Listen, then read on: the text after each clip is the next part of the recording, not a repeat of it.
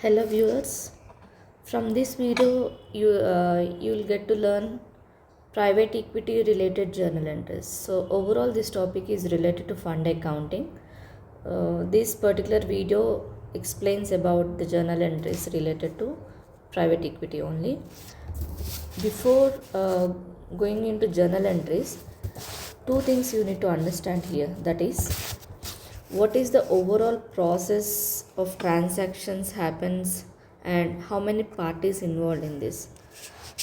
There are three parties involved in this one. First one is the investor, the other one is fund house, and the actual company in which amount will get invested. So three parties. One is investor. Investor is the person who gives amount for running the company, or the actual owner of the company. We'll call them as investor also because they are investing their amount, and they are investing their amount in a company. It might be any company, but here directly they are not investing in the company. Instead, there is a third party called as fund house. So fund house will take amount from investor and it will be invested in company. So I guess you understood this redirection, that is first investor will give amount to fund house and fund house will redirect that amount to company investment. So these are the three parties involved in this one. And as fund house is doing this middle house admin work, so they will charge some amount that is called as management fee. So management fee will be charged to investor because of guiding all the procedures or doing some mediating activities. So it is the extra amount that investor has to bond. So what are those two amounts? First one is they are investing some capital amount, and extra they need to pay management fee as well. These two are the amount to be paid by investor. Now the other one is what is the actual process involved in investing amount by investor. First one will be always investor will commit that he is going to invest amount. So it is commitment by investor. For this a journal entry should be written. And next, after giving commitment, so fund house will gather all the information from the company, actual company where the investment to be made. As per the investment company, there are certain dates fixed by them. On that date only investment should be made. So for that, if any due date is nearby, the fund house will inform that to the investor. So here a call notice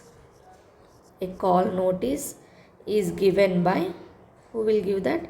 A call notice is given by fund house to the investor. So a call notice will be given by fund house to the investor that so on so and so date you have to pay this much amount. Next,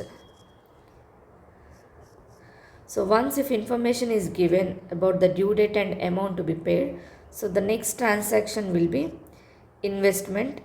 Investor will pay that amount. Investor will pay that amount. Next, what is happening here? The first transaction it got completed, that is amount is flowed, it got from investor to fund house. Later this fund house should send that amount to invested company.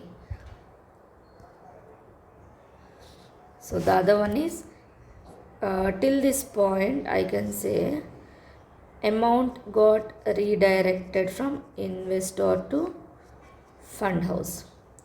The next point is amount will be redirected from fund house to investment company.